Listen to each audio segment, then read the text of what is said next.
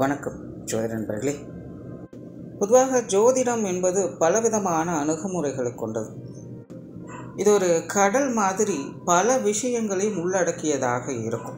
அதனால தான் ஜோதிடத்தில் ஒவ்வொரு விஷயங்களையும் சரி, ஒவ்வொரு அமைப்புகளையும் சரி முக்கியமாக பார்க்கப்படும். அதாவது ஒரு ஜாதக கட்டம் என்பது பிறந்த தேதி மற்றும் நேர அடிப்படையில் உருவாக்கக்கூடியது. இதில் பிறந்த தேதி அப்படிங்கிறது நம்மளுடைய ஜென்ம ராசி, ஜென்ம நட்சத்திரத்தை சொல்லும். நேரம் அப்படிங்கிறது நம்மளுடைய ஜென்ம லக்னத்தை குறிப்பிடும். ஸோ இதை வச்சு தான் நம்ம இப்போது ஜென்ரலாக இந்த ராசி நட்சத்திர பலன்கள், இப்போது லக்ன பலன்கள் அப்படிங்கிறதையும் பார்த்துக்கிட்டு வரோம். பொதுவான வகையில் இதுதான் அதிகமாக பேசப்படுது. ஆனால் ஜோதிடத்தை பொறுத்த வரைக்கும் கிரக அமைப்புகள் தான் ரொம்ப ரொம்ப முக்கியம். இங்கே வந்து ஜஸ்ட்டு தேதி மற்றும் நேரத்தோடு நிற்கிறதில்ல, மாதம் மற்றும் வருடம் அப்படிங்கிற அமைப்புகளும் உடன் இருக்கத்தான் செய்யுது. ஸோ கிரக அமைப்புகள் நாள், வாரம், மாதம், வருடம் அப்படிங்கிற அமைப்புகளில் பிரிக்கப்பட்டும் இருக்குது. அதாவது ஒவ்வொரு கிரகமும் சூரியனை சுற்றி வரக்கூடிய அந்த முழுமை பெறக்கூடிய அந்த அமைப்புகளின் படி ஒவ்வொரு கிரகங்களும் இப்படி நாளின் அடிப்படையிலும், மாதத்தின் அடிப்படையிலும், வாரங்களின் அடிப்படையிலும், வருடங்களின் அடிப்படையிலும் பிரிக்கப்பட்டிருக்கு. பட் இதில் பிரதானமாக பொதுவான வகையில் எல்லாருக்கும் தெரிஞ்சிருக்கிற இந்த ராசி நட்சத்திர அமைப்புகள் மற்றும் இப்போதைக்கு லக்ன அமைப்புகள் அப்படிங்கிறது கூடுதலாக தெரிஞ்சுக்கிட்டு இருக்கும். அண்ட் நம்ம சேனல்லையே பார்த்தோம்னா இந்த ராசிகளுடைய பொதுவான தன்மை என்ன அப்படிங்கிறத போட்டிருக்கோம், லக்னங்களுடைய பொதுவான தன்மை என்ன அப்படிங்கிறதையும் போட்டிருக்கோம். அது தவிர ராசி மற்றும் லக்னங்களுடைய காம்பினேஷன் எப்படி இருக்கும் அப்படிங்கிறதையும் ஒரு சீரியஸாக பண்ணிக்கிட்டு இருக்கும். அது பாதி முடிஞ்சிருக்கு. அது ரொம்ப பெரிய சீரீஸ் அப்படிங்கிறதுனால டைம் கிடைக்கும் போதெல்லாம் அப்டேட் பண்ணிகிட்ருக்கோம். பட் அதை கம்ப்ளீட் பண்ணிவிடுவோம். ஸோ இப்படி ராசி மற்றும் லக்னங்களுடைய காம்பினேஷன் என்ன அப்படிங்கிறதும் பொதுவான வகையில் சொல்லிகிட்டு இருக்கோம். இன்னும் கூடுதலாக சில வருடங்களுடைய அமைப்புகள் எப்படி இருக்கும் அப்படிங்கிறத கூட நம்ம சேனலில் வீடியோஸை போட்டிருக்கோம். குறிப்பிட்ட இந்தந்த வருடங்களில் பிறந்தவங்களுடைய நிலைகள் இப்படி இருக்கும், இந்தந்த வருடங்களில் இந்த ராசிகளுடைய நிலைகளில் இப்படி தான் இருக்கும் அப்படிங்கிற மாதிரியான வீடியோக்கள் கூட நிறையவே போட்டிருக்கோம். எல்லாத்துக்குமே பிளேலிஸ்ட் டிஸ்கிரிப்ஷனில் இருக்குது, பார்க்காதவங்க செக் பண்ணி பாருங்கள். அந்த வரிசையில் இனி மாதங்களுடைய அமைப்புகள் எப்படி அப்படிங்கிறத பற்றி தான் பார்க்க போகிறோம். பொதுவாக இந்த ஜோதிடத்தை பொறுத்த வரைக்கும் மாதம் அப்படிங்கிறது ரொம்ப ரொம்ப முக்கியம். பட் அது பெரிதாக யாரும் கண்டுகொள்றதில்லை. ஏன் அப்படின்னா, மாதம் அப்படிங்கிறது சூரியனுடைய அமைப்பை வச்சு சொல்லக்கூடியது. இங்கே சூரியன் தான் எல்லாத்துக்குமே பிரதானம். சூரியனை மையமாக வச்சு தான் எல்லா கிரகங்களுமே இங்கே சுற்றி வந்துக்கிட்டு இருக்குது. அப்போ இந்த சூரியன் பாயிண்ட் பண்ணக்கூடிய இந்த மாதம் அப்படிங்கிறது ரொம்ப ரொம்ப முக்கியமானது. அப்படி இந்தந்த மாதங்களில் பிறந்தவங்களுடைய வாழ்க்கை நிலை பொதுவான வகையில் இப்படித்தான் இருக்கும் அப்படிங்கிறதும் ஒரு பொதுவான கருத்துக்கள் இருக்குது. அது என்னென்ன அப்படிங்கிறத பற்றி தான் இந்த பதிவுகளை நம்ம பார்க்க போகிறோம். பட் மாதம் அப்படின்னு வரும்பொழுது எனக்கு சில கன்ஃபியூஷன்ஸ் இருக்குது. என்னென்னா, பெரும்பாலான மக்களுக்கு தெரிஞ்சது ஆங்கில மாதம் தான். பட் ஜோதிடம் பிரதானமாக செயல்படுறது இந்த தமிழ் மாதங்களை வச்சு தான். அதாவது சூரியன் ஒவ்வொரு ராசிக்குள்ளேயும் 30 நாட்கள் இருக்கும். அந்த கால அளவை தான் தமிழ் மாதங்களாக வகுத்து வச்சாங்க.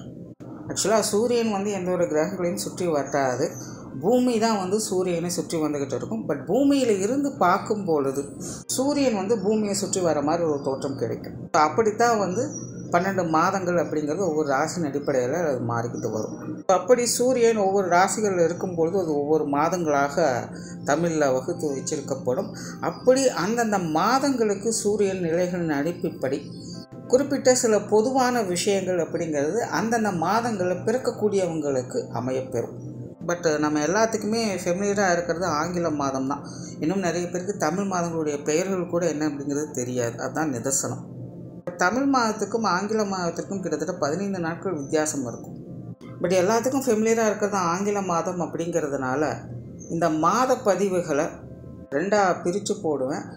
அதாவது ஒவ்வொரு மாதத்திற்குமே 2 பதிவுகள் வரும். அதாவது ஆங்கில மாதப்படி முதல் 15 நாட்கள் ஒரு பலன் இருக்கும், 2வது 15 நாட்கள் இன்னொரு பலன்கள் அப்படிங்கிற மாதிரி வரும்.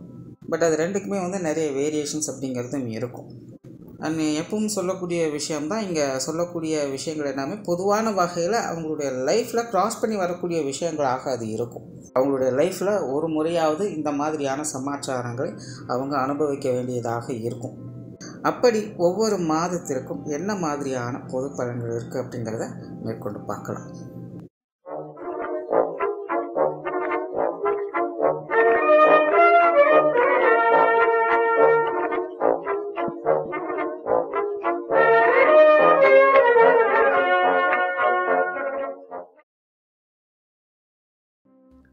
அக்டோபர் மாதம் 1 முதல் 14 தேதி வரையில் பிறக்கக்கூடியவங்களுக்கு பொதுவாக இந்த காலகட்டங்களில் பிறக்கக்கூடியவங்க புத்தியும் மனதையும் ஒன்றாக பயன்படுத்தக்கூடியவங்க அப்படின்னு சொல்லலாம்.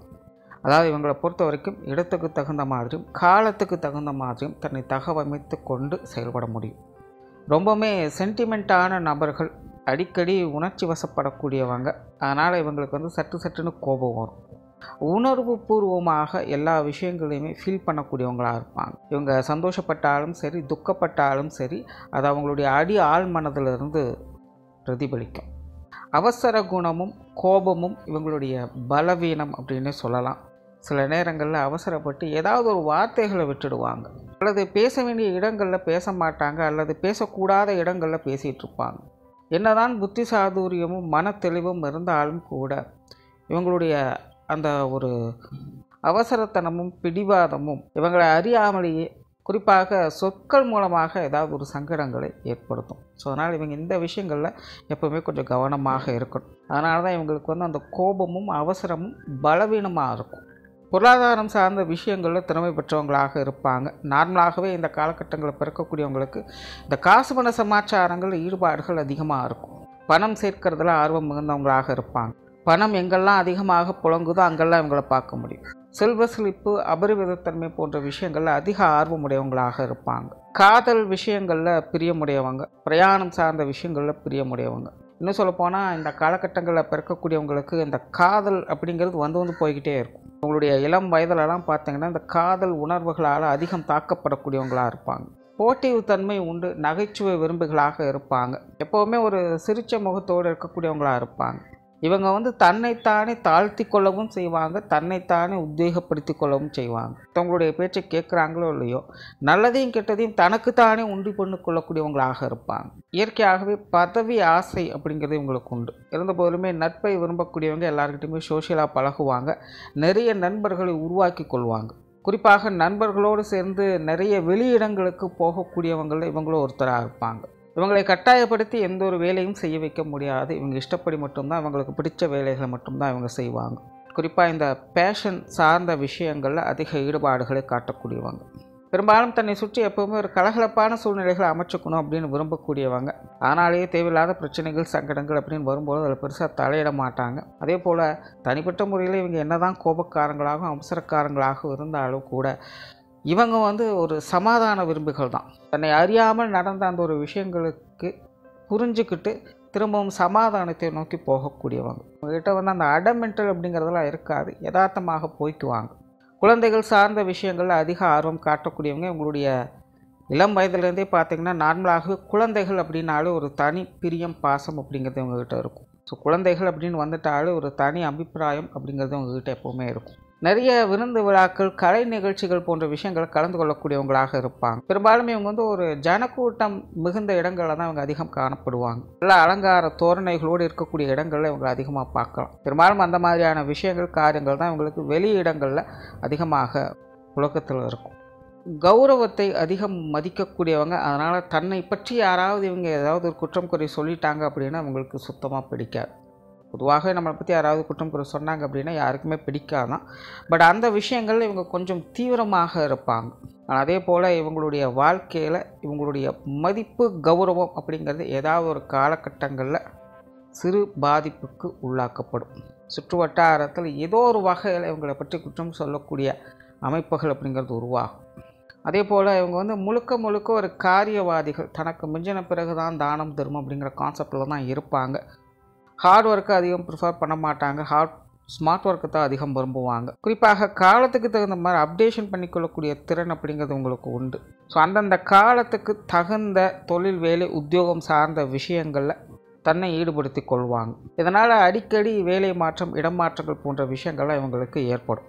சுய தொழிலே செஞ்சாலும் கூட இவங்க பார்த்திங்கன்னா அது சார்ந்த விஷயங்களை அடுத்தடுத்த அப்டேஷனுக்கு அவங்க கொண்டு போய்கிட்டே இருப்பாங்க. ஒரே மாதிரியான நிலையான வேலை அமைப்புகள், தொழில் அமைப்புகள் அப்படிங்கிறது இவங்களுக்கு ஏற்படுறது இல்லை. ஸோ தொடர்ந்து ஏதாவது ஒரு சேஞ்சஸ் அப்படிங்கிறது இவங்ககிட்ட இருந்துக்கிட்டே இருக்கும். குடும்ப விஷயங்கள், காரியங்கள் இது இவங்களுக்கு ஒரு கலவையான நிலைகளில் தான் இருக்கும். நார்மலாக இவங்க குடும்ப விஷயங்கள், காரியங்களுக்கு முக்கியத்துவம் கொடுக்கறத விட குடும்ப உறுப்பினர்களுக்கு தான் அதிக முக்கியத்துவம் கொடுப்பாங்க. எந்த ஒரு விஷயங்கள், காரியங்களை பற்றி இவங்க பெருசாக கேர் எடுத்துக்கிறது இல்லை. ஸோ மற்றவங்க மூலமாக அது நடக்கும் பொழுது இவங்களும் கூட இருந்து அதை ஃபாலோ பண்ணிப்பாங்க. ஸோ குடும்ப உறவுகள் சார்ந்த விஷயங்கள் தான் இவங்களுக்கு வந்து ரொம்பவுமே இம்பார்ட்டன்ஸாக இருக்கும். அந்த வகையில் இவங்க பெற்றோர்கள் சம்பந்தப்பட்ட விஷயங்களில் சாதகமான தன்மைகள் இருக்கும். தாய் வகையிலும் சரி, தந்தை வகையிலும் சரி, நன்மைகளையும் ஆதரவுகளையும் எதிர்பார்க்கலாம். நார்மலாகவே இவங்களுக்கு தந்தை சம்பந்தப்பட்ட விஷயங்களில் கொஞ்சம் அதிக ஈடுபாடுகள் இருக்கும். வாழ்க்கையில் நிறைய ஏற்றத்தாழ்வுகள், சுக துக்கங்களை தந்தை வகையிலேருந்து அதிகம் பார்க்க முடியும். அதே போல் உடன்பிறப்புகள் சம்மந்தப்பட்ட விஷயங்களும் இவங்களுக்கு சாதகமான நிலைகளே இருக்கும். பெரும்பாலும் இவங்களுக்கு மூத்த உடன்பிறப்புகள் அப்படிங்கும்போது அவங்க கொஞ்சம் அனுசரித்து போகக்கூடியவங்களாக இருப்பாங்க. இளைய உடன்பிறப்புகள் அப்படிங்கும்போது சின்ன சின்ன போட்டிகள் அப்படிங்கிற இருந்துக்கிட்டு இருக்கும். இருந்தபோதிலும் ஒருத்தர் விட்டு கொடுக்காமல் இந்த உடன்பிறப்புகளோடு சுமூகமாக இருக்கக்கூடிய தன்மை பெற்றவங்களாக இருப்பாங்க. திருமண வாழ்க்கை, கணவன் மனைவி உறவுகள் அப்படிங்கிறதும் இவங்களுக்கு பெரும்பாலும் சாதகமாகவே இருக்கும். வாழ்க்கை துணையின் வகையிலிருந்து சுகபோக அனுபவங்களை பெறக்கூடிய தன்மையும் ஆதாய அனுகூலங்களை பெறக்கூடிய தன்மையும் இவங்களுக்கு உண்டு. பெரும்பாலும் இந்த காலகட்டங்களில் பிறக்கக்கூடியவங்களுக்கு கொஞ்சம் லேட் மேரேஜ் அப்படிங்கிற மாதிரி தான் இருக்கும். இல்லைன்னா நிறைய வரன்களை பார்த்த பிறகு தான் திருமணம் அப்படிங்கிறதே செய்து கொள்வாங்க. ஸோ இவங்களுக்கு அந்த திருமணம் அப்படிங்கிறதே பார்த்திங்கன்னா எதையும் எடுத்தங்கோத்து அப்படின்னா நடக்காது. பட் இருந்தாலுமே உங்களுடைய திருமண வாழ்க்கை அப்படிங்கிறது திருப்திகரமாக இருக்கும். வாழ்க்கை துணையின் வகையிலிருந்து சுகபோக அனுபவங்களை பெறக்கூடிய அமைப்புகள் உங்களுக்கு உண்டு. குழந்தைகள் சார்ந்த விஷயங்கள் ஆரம்பத்தில் சொன்ன மாதிரி குழந்தைகள் வகையில் இவங்க எப்போவுமே ஒரு தனி அபிப்பிராயம் வைத்து கொள்ளக்கூடியவங்க தான். பட் குழந்தைகளுடைய நிலை அப்படின்னு வரும்போது பெரும்பாலும் சில நேரங்களில் கொஞ்சம் கான்ட்ரவர்சியலான விஷயங்கள் அப்படிங்கிறதும் இருக்கும். அதாவது இந்த உணர்ச்சி வசப்படக்கூடிய தன்மை அப்படிங்கிறது உங்களுக்கு பலவீனமாக இருக்கும். அந்த கோபமும் அவசரமும் அதில் ஒரு பெரும் பங்கு வகிக்கும். இதெல்லாம் பார்த்தீங்கன்னா மெயினாக அந்த குழந்தைகள் சார்ந்த விஷயங்கள் அதிகமாக பிரதிபலிக்கும். இந்த விஷயங்கள் மட்டும் இவங்க கொஞ்சம் கண்ட்ரோல் பண்ணிக்கிட்டாங்க அப்படின்னா மற்றபடி பெருசாக எந்த பிரச்சனையும் இருக்காது. பொருளாதார ரீதியான விஷயங்கள், சொத்து சுகங்கள் சம்மந்தப்பட்ட விஷயங்கள் இது எல்லாமே பார்த்தீங்கன்னா இவங்களுக்கு ஒரு சாதகமான நிலைகளில் இருக்கும். உங்களுடைய தேவைக்கு ஏற்ப அந்த விஷயங்களை அனுபவிக்கக்கூடிய வாய்ப்புகள் அப்படிங்கிறது உங்களுக்கு உண்டு.